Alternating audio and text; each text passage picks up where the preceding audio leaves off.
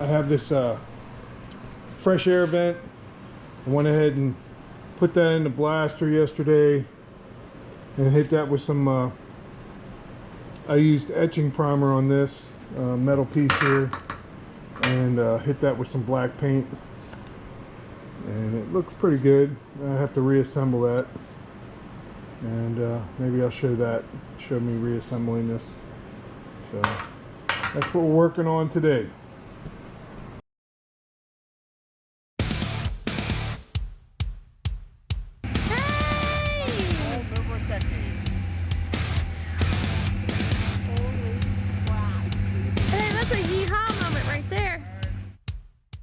PQ Speed Shop here. Listen, sometimes you get sick of the work, doing metal work over and over and over again. Sometimes, like in my case, I got a sandblaster coming over. I had to blast this tail panel. I'm gonna take advantage of the time that the man's here. So I had to get together all the parts that I could for him to come, because he comes straight to the house. And I'll put his information down below if you're in the Maryland area. But sometimes that dictates you might have to switch gears and move to a different part, as long as we're constantly moving forward. In this episode, we're going to be jumping around a little bit to a few different places. It's called fresh air intake rebuild. That's part of the under the dash parts. And what I'll do is I'll finish that kind of like the rear end, and I'll stick it away until I'm ready for it. But it did point out a few other things you're going to see here. Always, always, always, always save the parts that you pull off the vehicle, because they will come back and you will need them. Trust me on that. I have this fresh air vent. I went ahead and put that in the blaster yesterday and hit that with some I used etching primer on this metal piece here, and hit that with some black paint, and it looks pretty good. I have to reassemble that, and maybe I'll show me reassembling this. So that's what we're working on today. All right, so we're gonna reassemble this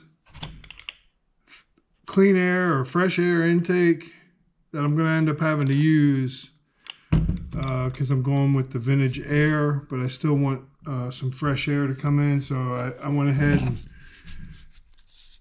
sandblasted the metal parts, taped it off, and painted it. And I'll show you how to reassemble that. It's pretty self-evident how to tear it apart and how to put it together. First thing I'm going to do is I'm going to take the cable, which does work. The cable that attaches to the bottom of the dashboard. But I'm going to use one of these from my motocross days. This is a cable looper. It's got a large end on one side and a small end on the other. So what you want to do is fit this, and it's open on the sides. Let's see if I can get this closer. It's open on the sides. So what you want to do is use the big end towards the cable, put it in that slot, and then you're going to slide it as far as you can go up this way, because essentially what's going to happen is this is going to force your lubricant down the cable. So it's going to force it down inside the sheath of the cable.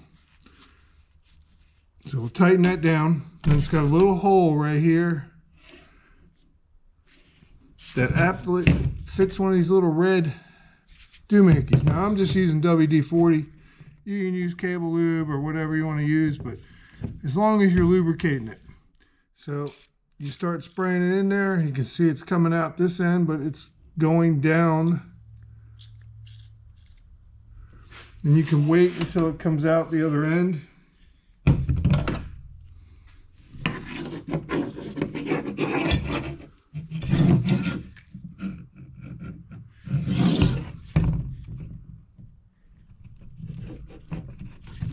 Move my parts out of the way so I don't get a bunch of oil on the parts I just painted.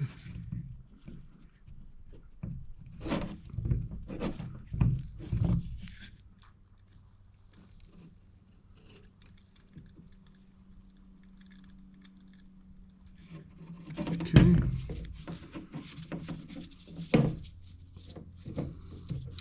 Take this off. You can see it's starting to come out the other end. That's what you want. And I'll go ahead and move it a couple times. Make sure we get some good lube in there. Lubrication is the key. Now on the end of this, where it has some rust and stuff like that, we'll go ahead and we'll hit it with some rust evaporator or something, and then maybe spritz a little paint or just brush a little paint on there.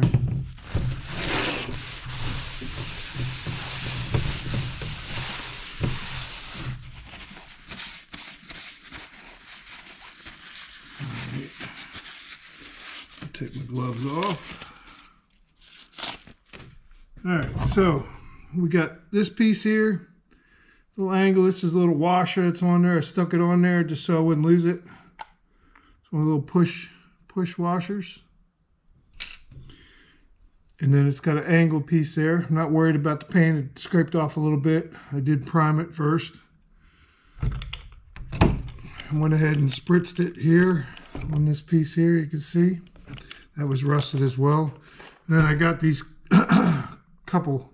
the back side of the rivets. So you don't have to rivet it to take it apart.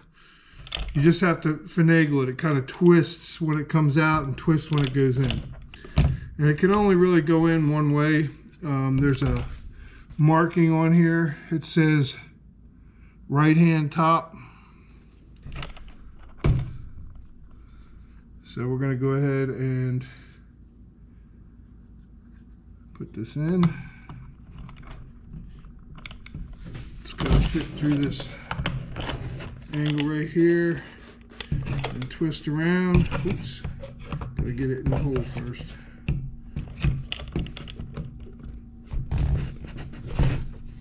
I wish I had a helmet cam or something in here that I could use. So you gotta twist it around, put it through there. All right, so now we're looking right.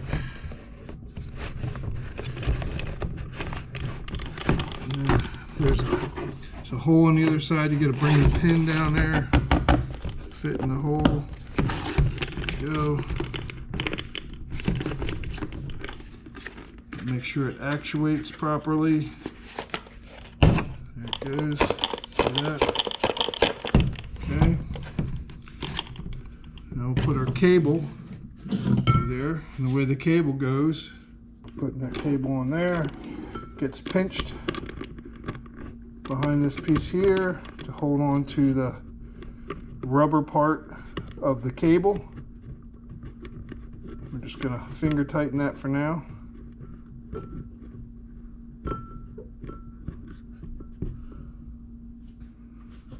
Oh, I forgot a piece. Hold on a second. Take this back off. It's got a rubber, like a piece of hose right here that goes over top of this once you get it through. So we'll feed that down.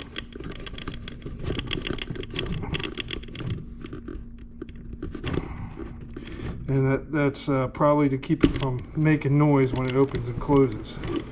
So you can see how that rubber piece fits on there. Okay, now we can go back to this. This cable on.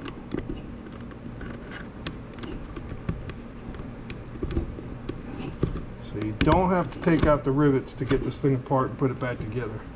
Don't have to be overly tight.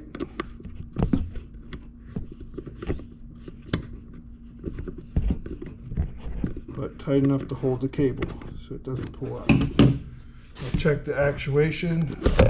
Open, close, open, close. Okay, we're good. So now we got this all rebuilt.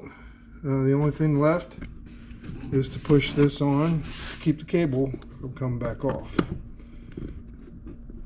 And that's just one of those push washers. Let's try it again. Now I got that on there. Open, close, open, close.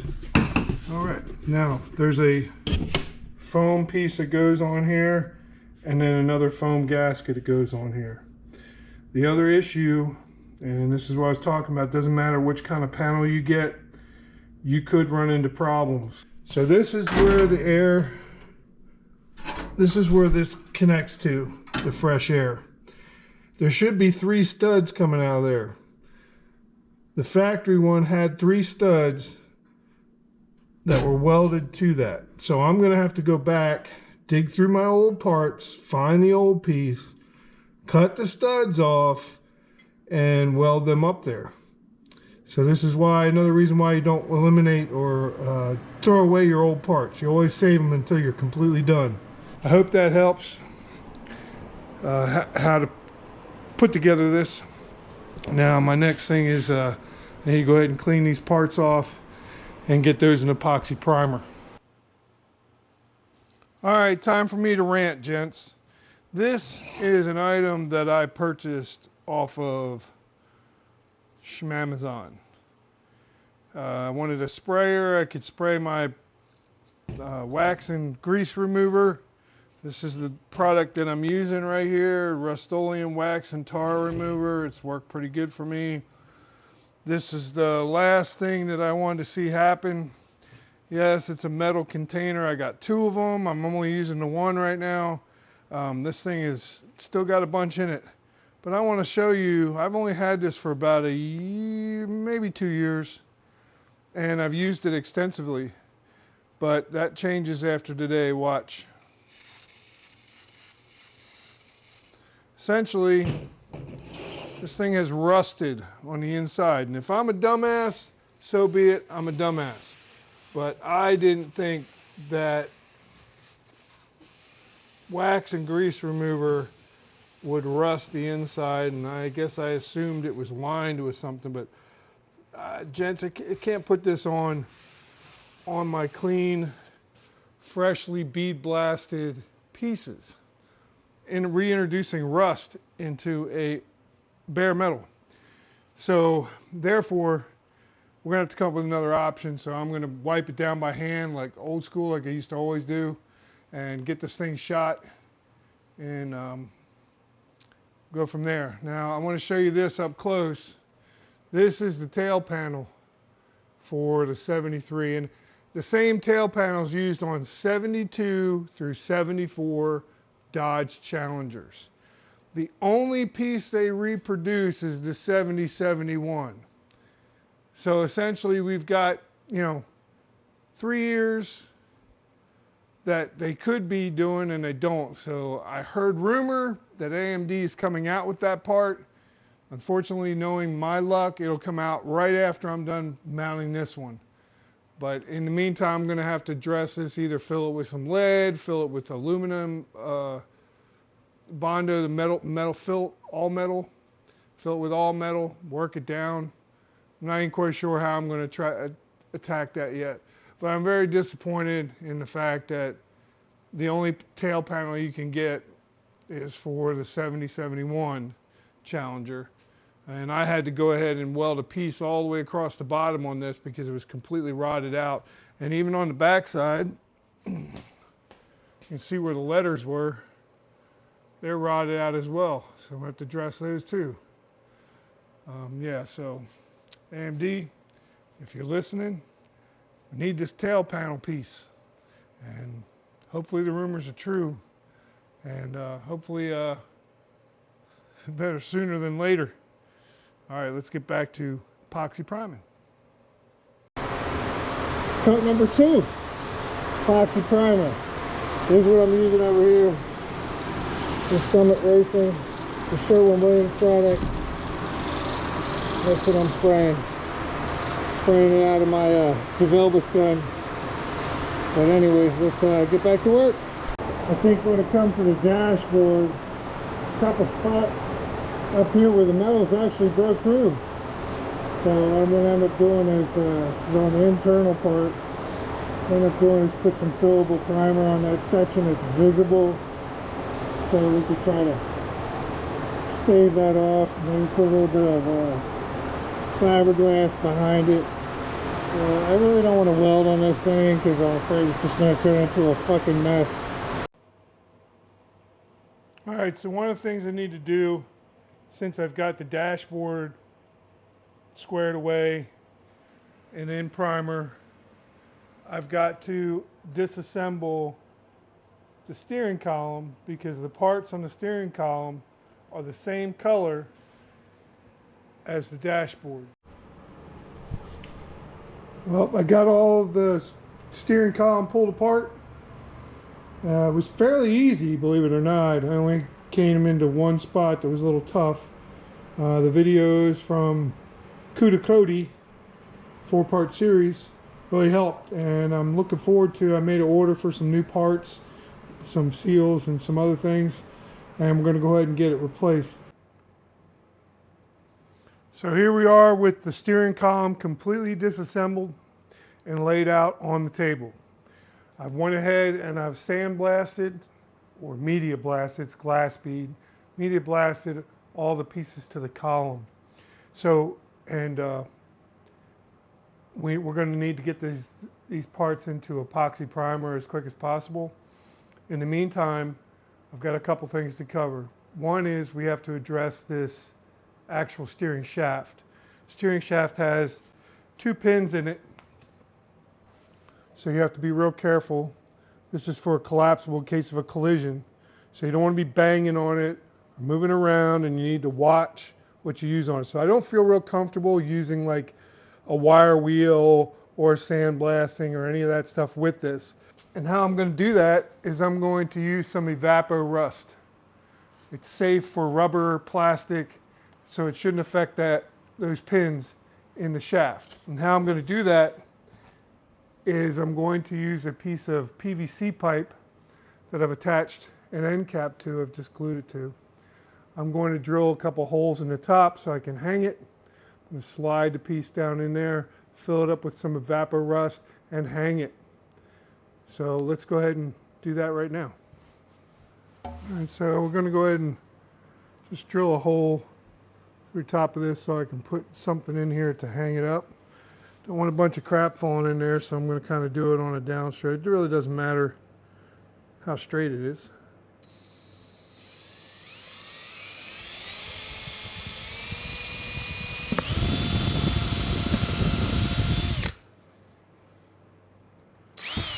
Just PVC that you're drilling through.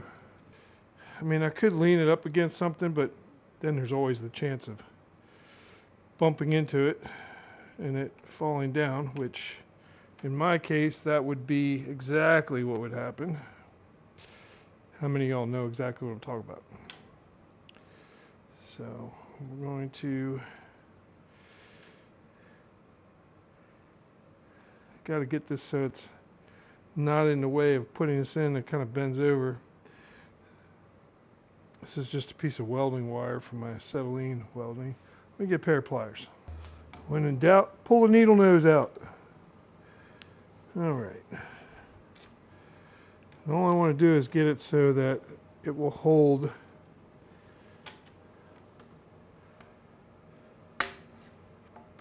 this up while it soaks. And according to the directions, the amount of soaking time depends on how bad rust in the piece is. Honestly, I've never used this stuff before. This was suggested by somebody that follows my Facebook page. So we're gonna try this and see if we can't make quick work of it. Eventually it's just going to be painted. I want to thank Kuda Cody for his great videos on how to tear down an e-body steering column. If you have any kind of Mopar, early 70s Mopar, I would definitely check out his channel. There was a few things that were different between the 70 Barracuda column he was doing and this 73. Like there was an additional spring in this one for the key lock. All right, let's see if we can move this past there. Just make sure it fits in there. Put it sideways so we don't drop it. All right, that's going to work well. You see it's in there. And then what we'll do is we'll fill it up with the evapor rust and let it sit. But first thing I want to do is on the end here, I need to try to clean off some of this grease. I just think it was going to work against that if I don't wipe it down first. So I'm going to wipe off some of the grease on this first. We're in the directions on the evapor rust. You want to kind of knock off any big stuff. There's not a lot. This is mostly surface rust here. So I'm just going to wipe it down real quick. The guy said it would make quick work of this, and I trust the guy. So we're going to give it a shot. Some of y'all might be asking, PQ, what's going on with the welding? Well, I didn't stop the welding for any other reason except for I needed the tail panel sandblasted. If you remember, the tail panel's in pretty rough shape. So since I needed that done, I had to get the dashboard apart and blasted and an epoxy primer. And the color that goes on the dashboard is the same color that goes on the column. So therefore, it only made more sense to try to get all this taken care of. So when this is all done, painted, I'll go ahead and wrap it in some of that painter's plastic that I have and put it on top of the lift or up on the upper deck until I'm ready for it. I went ahead and, to my wife's dismay, took the steering wheel into the house and used the sink, but we won't tell her that. Don't you dare tell her. Okay. So now we can go ahead and put this in our PVC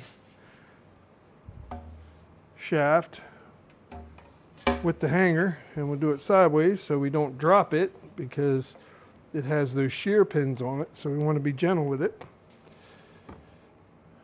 Now we get to make a mess with the evapor rust. I spent an entire day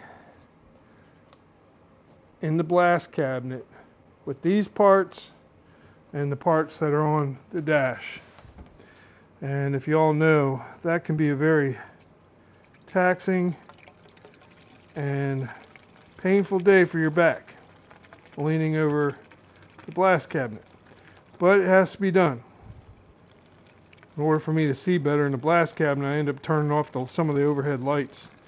I don't know how you all shop is or if you even have a blast cabinet, but you can blast that stuff by hand if you want. Alright, so now I have it filled up. Let's see if you can see this. I have it filled up right up to the top of that shaft. And now I'm going to find a spot to hang it. And while this is hanging and soaking, we're going to move forward and work on getting these parts cleaned up and in primer. Found a nail, or I should say I made a nail, to hang it right here. And that's what we'll say. We'll check in about 30 minutes to see what it looks like. You can leave it in there for 24. It really depends on how much rust is on it. And when you're done with this stuff, the great part about it is you just dump it back in the container. It's completely reusable. So I'm kind of dumbfounded by the product itself, but we'll see exactly how it does and see if it's worth all the rant and rave. Okay, so out here, I've already taken these pieces off. These are parts out of the dash that I've taken apart and media blasted in my media blaster. And those will have to be primed along with these parts over here, this part here, and then we're going to clean up these wires. I did buy some new ones, but there's a little bit difference between the new one you buy today and the old one, so I'm going to try the old ones. I don't think there was an issue with the ignition, and the wires look great. They're pliable. They're not dry rotted. It just needs to be cleaned up. And I've already ordered the bearings, seals. I found one of these new springs, Van's Auto Parts, which used to be Tony's Auto Parts. They have this spring, believe it or not.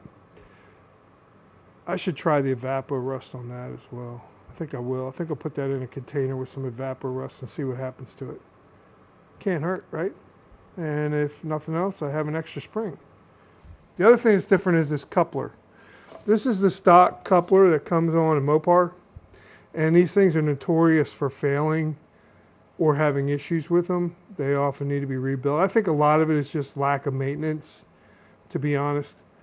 But we're actually not going to reuse this. A new one of these costs like $72, and this is a power steering one. You can tell by the smaller hole on the end. And then it has these two shoes and a spring clip holder. It's got a seal and a clamp that holds everything together. But I'm putting in a Borgeson power steering pump. So with the new Borgeson, it comes with a completely new coupler, different because it goes into the Borgeson, and it's got a bigger shaft. If you see this, that's a stock shaft. This is the Borgeson shaft. Now the difference is you go from like, what was it? I think it was like 17-1 to 14-1, something like that steering. I don't know exactly. You can look it up if you want. But it's going to be a better feeling steering system. And since the steering system that was on this one was completely rusted, completely shot, and needed to be going through on it anyways, so I was going to have to spend the money to either refurb the old one or buy a new one. So instead of buying a new one, you could buy the entire kit for $1,300. I know that's a lot of money for a lot of people, and I get it. But if you figure by the time you buy a steering pump or rebuild a steering pump, reservoir, all the hoses, the coupler, like I said, this coupler, the stock one's $70-some just for the stock one of these. Then you pay another, I don't know, $40 for this rebuild kit. This comes with everything. The only thing that's different here is it comes with a red seal. I went ahead and ordered the black one once again. I think I went to Detroit Motorworks and got the right black one. But it comes with everything. It comes with the pins for the bottom of the shaft. It comes with the retaining clamp. It comes with new shoes and new spring hardware. So everything comes with it. For me, it just made more sense. And as much work as I'm doing on this vehicle, I want it to be right. But I also, it's time and money. So which is going to be the easiest and quickest way to go?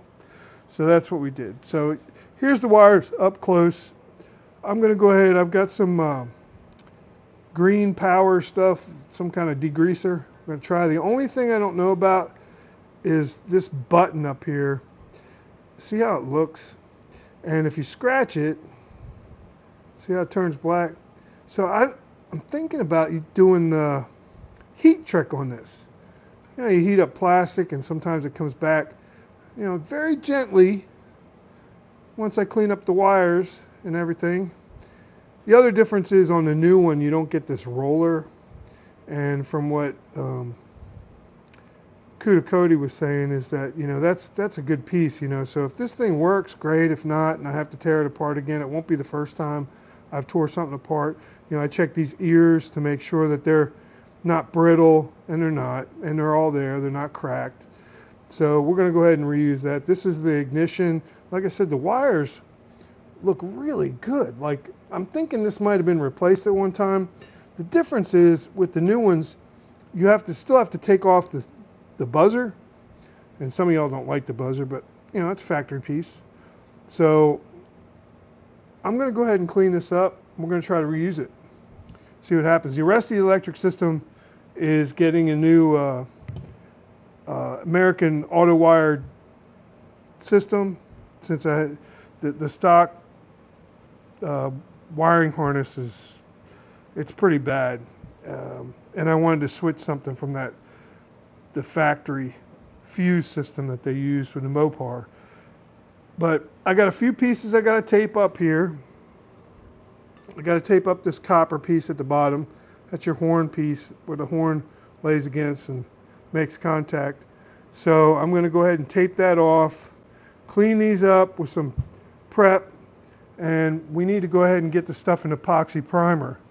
I also ordered a new, I could probably clean this with some steel wool, and I might still do it, but it's pretty rough. It's like $40 for a new one. So I went ahead and ordered that, and according to the video that I watched, the only one that offers the factory length would be Vans, which was Tony's Parts. So I went ahead and ordered one from him since I was making an order already. But everything else is here. Everything's laid out. The other thing I think I would have done if I had my choice is I would have went with the epoxy primer similar to what I used on the inner door frames when I did the door skins, because I did prime the actual dash itself, a couple other pieces, and the overspray with the handheld here in the garage, even though I have a fan, a great fan, the overspray was just crazy. So I'm going to have to cover some things up. I got overspray on that door already from the last time, so I want to go ahead and cover that up. Cover some of these other items up. My motorcycles are already covered, so that's a good thing. But I want to try to keep some of this overspray down, and we'll go ahead and get started on getting this stuff primed. I have a lot of priming to do. This stuff's been out here for a day, so I need to get it done and get it in epoxy right away before I start getting, some of these pieces are aluminum, but some of them are steel, and I don't want them to flash rust in the meantime. So let's get started. This gets painted the original color was called a suede. The 73, 74 didn't have a texture like the earlier ones did, at least not that I saw in anything I tore apart. So we're going to use the SEM trim black on everything, and I've heard other people say it's a great match for the factory dash color, so that's what we're going to go with. Now I got to move over here to the other parts.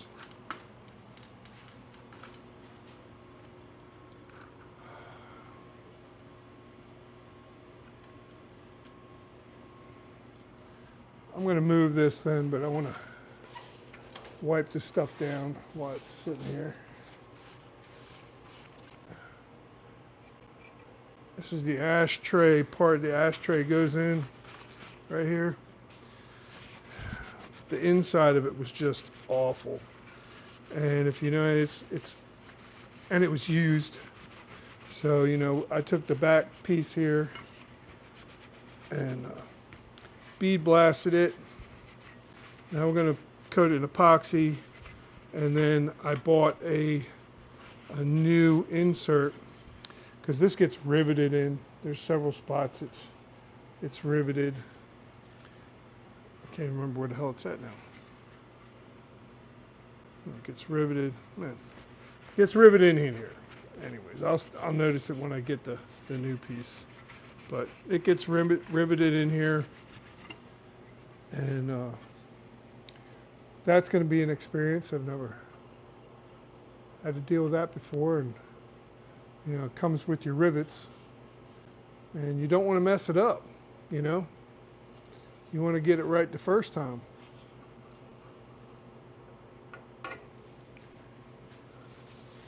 Got the arm for the glove box door. I actually had to purchase a used hinge for the glove box because there was so much rust mouse turds, nest, dead mouse carcass, skeleton in the glove box.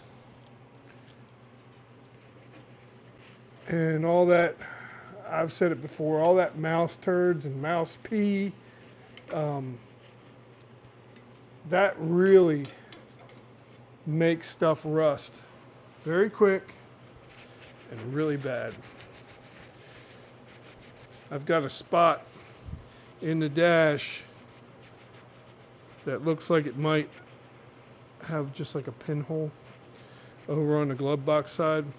And if so, I'm not going to weld on it. I'm just going to seal it from the inside, maybe with some seam sealer or something to that effect. It's itty bitty single little pinhole, and it's not worth welding and screwing up the entire dash frame for. Let me get a new rag.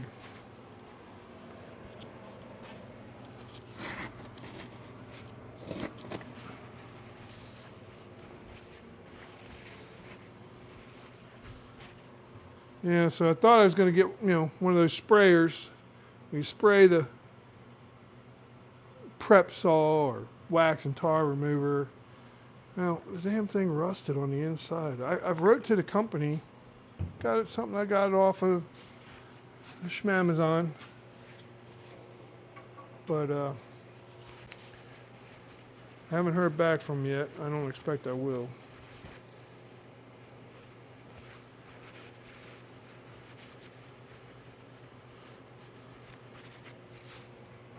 All this stuff here that's on the steering, it's semi-gloss black, while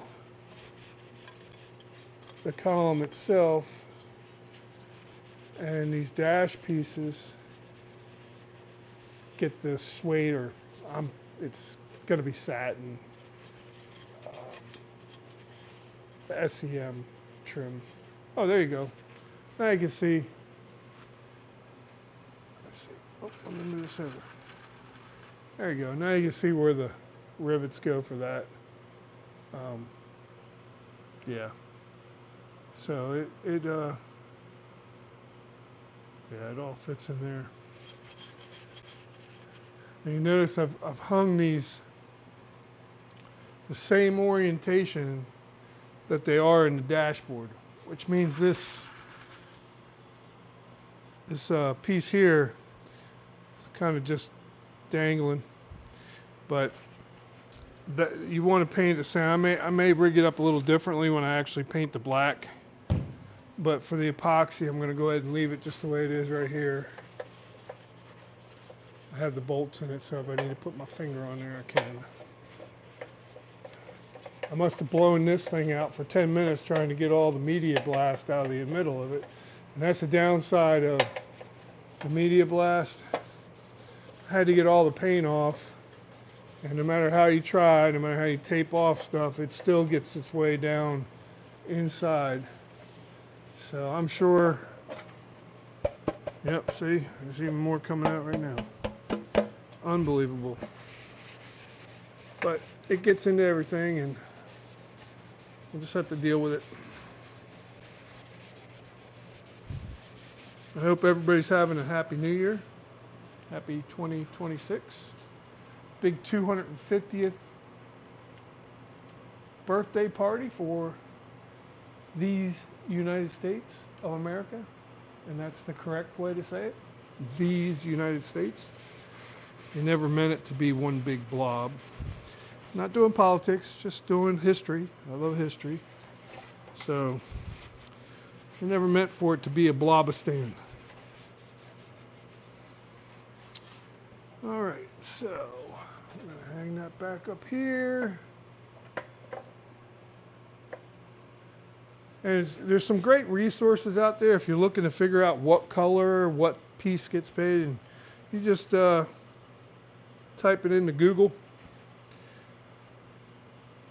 As my mother calls it, the Google. And you can usually find something there. If you have a service manual that has a chassis built on it, sometimes they'll tell you in there. David Weiss books for the Mopar guys know how great they are. They tell you everything, size bolt, color, everything. So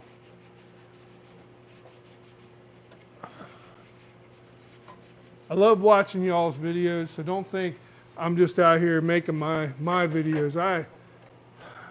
I'd spend most of my time when I'm in the house. I don't watch regular TV. I don't watch the news. I watch YouTube. You know, just got the YouTube Prime, and that's my wife and I's TV. You know, we each have our own thing we like to watch, although my wife really does enjoy watching the Derek and the Vice Grip Garage. Great program. He's been doing such a great job for such a long time. And so, yep. Let me tell you what happened here. So, this isn't the first time I've primed these. First time I primed it, I had a little can of etch primer over there. And there was some question when I put it into Google whether that etch primer was going to be compatible. Not just that, but I etch primed this and epoxy primed the frame. So I wanted to make sure that the color matched.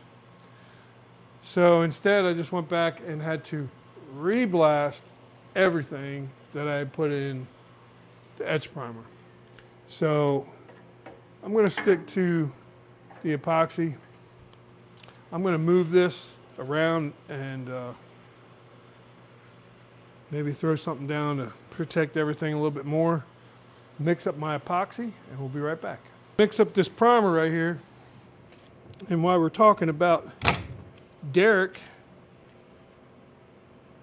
I have to tell you, I went to see my aunt and uncle, and I happened to have one of Derek's t-shirts on. And my aunt says, hey, isn't that Derek guy shirt? I was like, yeah. She's like, oh, we love watching him.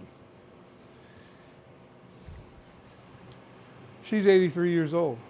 My uncle's 85. And they're still out there watching. And I think that's a good thing about the Vice Grip Garage and a lot of these shows, a lot of y'all's channels. They're family friendly. You know, Derek doesn't do a bunch of cursing. My uncle used to love toying with cars. He's too old to do it now. And they enjoy watching it. I don't do screen boards or scripts or anything when I do my stuff, because this is really, I only started doing this to document the build. So I'm mixing up, this is epoxy primer, ain't nothing special. It's just Summit Racing DTM epoxy primer. You mix this 1-to-1 with the catalyst. You can top coat it in about, well, it depends on the temperature. Here, it'll probably take me a couple days, but I'll probably scuff it up anyways because I'm just an old school guy. I like to have some kind of mechanical bond versus chemical bond. So,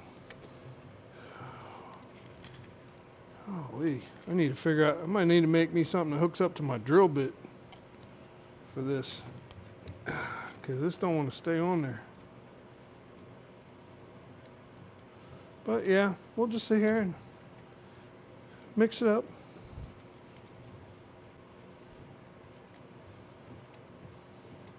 I just got these tops for the cans that I use a lot of. Epoxy primer being one of them. It makes it so much easier.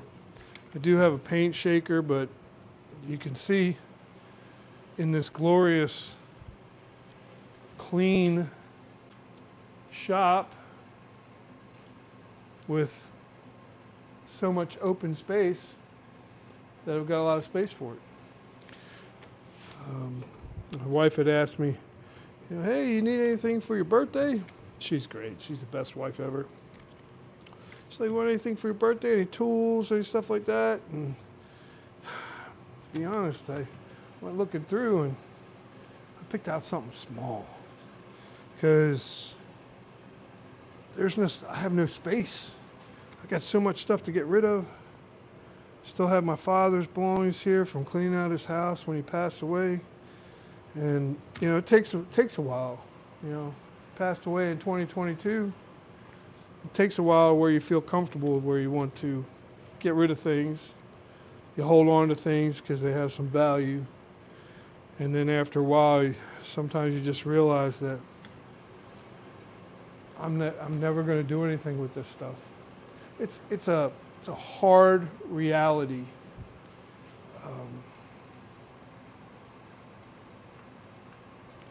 It's a hard reality when it comes to that stuff. There's no manual when a parent passes away. It's tough, and I feel for everybody who's lost a mom and dad. I'm lucky and blessed, and my mother's still alive. But losing my father was a different type of experience. I was his only child, and not only are you dealing with grief, but then you're dealing with all the legal things that you have to juggle through, and there's no manual for this stuff. So thankful to have friends that worked in different parts of the law, because he was in another state. I wasn't familiar with the laws up there. I hadn't lived up there in years. And anyways, I don't want to go on a big old tangent about that. It's sad enough, But in any case, I got all this stuff here, and I think it's finally getting to the time where it's time to let it go. I'm not going to keep this stuff. I got no use for it. My kids don't want it. And, I've donated a lot already. Some of it here has a value. If there's something that, I know somebody could use or somebody has an interest in, I've reached out to them and, told them, hey, is this something you might want? Because I'd rather somebody appreciate it than to go to somebody who doesn't appreciate it, if that makes any sense. So we just about got this epoxy primer feeling like it's very, very good mixed. You can kind of tell when there's no hiccups in your stirring. And well, this is a really funky setup.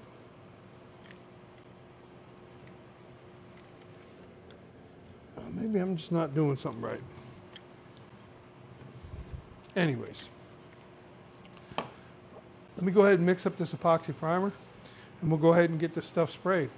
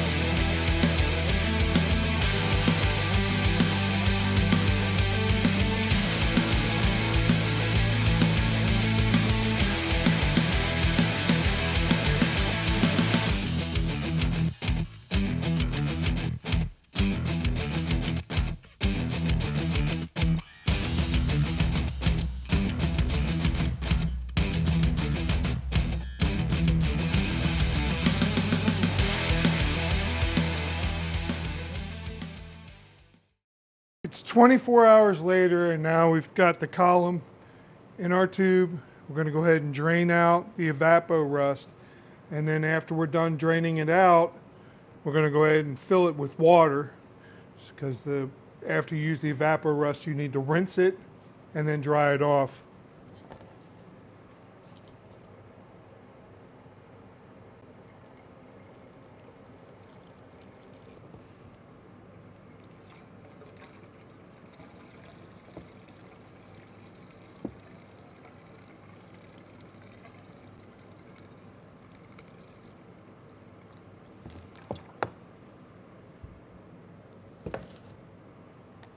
The other part I have in here is a spring from inside for this. I don't want to dump out the spring, so I'm going to pick that out. Dump our Vapo Rust back in. Put some water in this cup.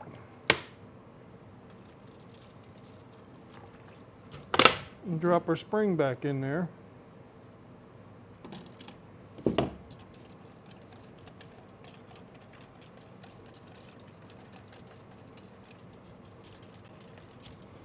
Alright, let me go ahead and dump this water out of here, and we'll pull out this shaft and see what it looks like.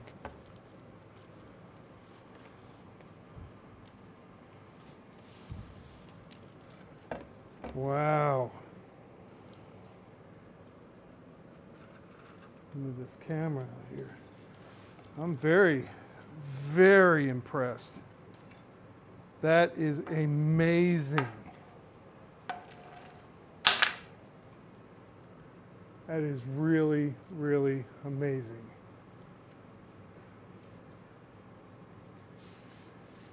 I can actually see the former factory marks on this. And raise this up so you can see it as well. You can see the factory marks on the shaft right here. It is really amazing. I'm checking out these pins because that was a question whether or not it would affect these break-off pins. There's one here. I'm trying to see if there's one on the other side here. Yeah, it's still there.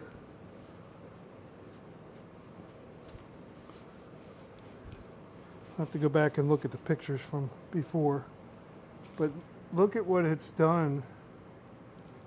Look at what it's done to this. It's amazing. Very, very, very happy with how this came out. Now I'll dry this off, kind of wiping it off with the rag as stated by the directions so that we can paint this. This gets painted semi-gloss black.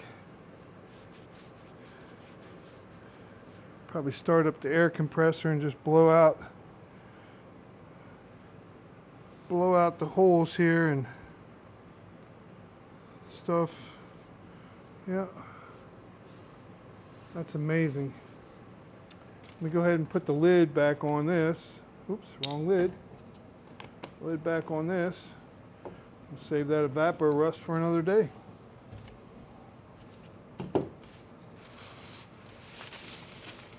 Set this down. Now let's pull out this spring now that we've rinsed it.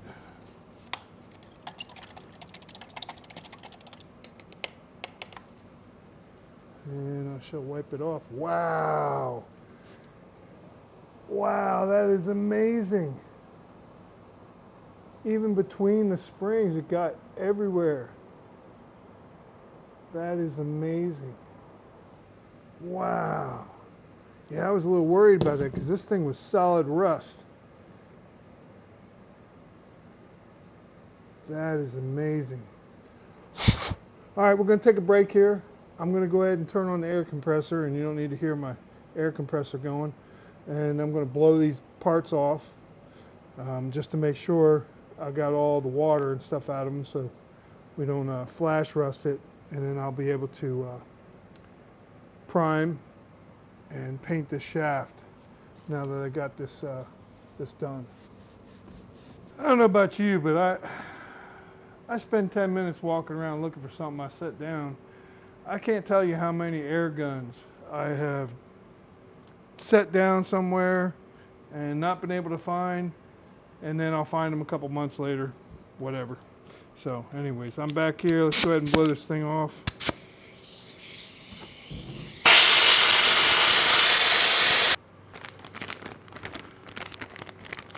Got my seal for the two pieces that go together against the firewall. There's a O-ring in there. Got that. Got the column bushing. Got the bearing seal. Under here is the little name tag that goes on the column that says pull down to lock, something like that. So I got those in the mail yesterday. I got a replacement cigarette lighter, although nobody will ever be smoking in here, but the factory one was pretty messed up. I got this collar kit. This is for the coupler at the bottom. The only thing I'm really using out of here is this black seal. I got myself a new turn signal lever. The one that Tony's makes, or is now Van's, is the actual 8.5 inch true E-body one, so I went ahead and ordered that from them. And then this was expensive. It's going to be even more expensive because I got to buy a special tool in order to put these rivets on, and I'll show that once the tool comes. But it's a lot of money for a tool to put this cigarette lighter, attach it back onto the folding door that goes in the dash. This is the piece that came out of that little hole, and I look at the bottom and it looks broken, but I did some research, went back to the actual service manuals on these. What these holes are, a lot of people call them nylon pins, but what they actually are is injection ports, injection holes, where they injected the nylon into these sleeves that fit in here. Now, this shaft hasn't moved. It's not going to move. They used to make a repair kit for these, but I honestly think the only thing that happened is the end pieces came off from the little injection spots. There's a bunch of different opinions on this. I don't know which one's right, which one's wrong, but I can tell you what we're going to do. What we're going to end up doing is the repair kit used Loctite 660. I'm going to check and see if I have any of that. If I have that, I'm going to inject that into these holes. If not, I'm going to use a hot glue gun and just put it in there, wipe it off, prime it, paint it. Your top of your steering wheel is attached. The bottom is attached to your steering, and all of this is at a set length. So it's not going to be like free moving. I suppose if there was no nylon in here at all, it might rattle between the two pieces, but that's not the case here. It still has the nylon inside, and I don't know if the evapor rust did anything to that to make those pop off. Kind of sort of seems like it, or maybe when I wiped it down I knocked it off. Either or I loosened it up. Either or, I'm not going to worry about it. I don't imagine finding a steering column like this or a steering shaft like this is an easy task. You probably have to find another entire steering column out of a manual drive 73 Challenger or 74 to even work. Like I said, it's not pulling apart. It hasn't collapsed. Nothing's happened. And I know what the repair is, Loctite 660. So let me look and see if I have any of that. If not, I'm okay with a hot glue gun, injecting in those ports and just kind of smearing it off and making it smooth. Keep dirt and debris and other stuff from getting in there, and just kind of a little bit of a peace of mind. But once this is in the car and set, unless you're actually in a collision that would make it shorter, there's no reason to collapse or no reason to worry about it any other way. It's still going to have the safety function in it, and the fact that, under a certain amount of pressure, it's going to move. I think everybody overthinks this, including myself, but I honestly think we're going to be okay with this. And let's move forward. Let me check if I have any Loctite 660. All right, so I've got about 3 coats on here. I'm going to put one more coat of the Sem Trim Black on here. I did notice there's a bit of an indentation on this glove box. To be honest, I'm not going to worry about it. I mean, it is a focal point, but the direction that this is going to be on the dashboard, I think we'll be all right. Not real happy about that, but it is what it is. Dash frame looking pretty good. Steering shaft housing looking good. Ashtray, I guess that's a housing, but it's more paint than this thing ever had originally from stock. So if nothing else, we're going to protect it from rusting again. But I'm happy with this. I mean, I had some runs in the primer, so I had to go back and scratch it. So if you look really, really close, you can see a few scratches from the 200 sandpaper, but we're just going to go with it. I do want this to be a driver. It's not a concourse restoration. I'm real happy with how the column pieces turned out. The crush can looks awesome. The rest of these look awesome. Some of them had a few nicks and stuff in them, but I don't know what those are, pot metal or something. But yeah, there's a little bit of a run right there, but luckily for me, that's on the side there. You won't see too much of, because you really can't do much with the semi-gloss black. You start polishing it or something, it's just going to turn into gloss black, and we don't want that. Other than that, everything else turned out freaking awesome. Very, very happy. As far as the steering shaft went, I know we talked about that yesterday. This stuff here gets in semi-gloss black. That's why that's sitting to the side. But on those nylon injection ports for the collapsible shaft, I went ahead and ordered the Loctite 660. And we're going to go ahead and do that. Let that tack up. Then we'll go ahead and paint that shaft. Since it's going to take a few days for this stuff to dry before I can reassemble the column and I need to apply the 660, we're going to go ahead and end the video right here. Thank you again for stopping by. Please like and subscribe. Share the project with other people that might be working on their project. Give them some motivation. Get out there on your project. Get it done. Don't be worried about the little stuff. This is your car. It doesn't have to be perfect, but it just needs to get done. And one piece done is another piece closer to being finished and out there enjoying driving this car. And once again, peace.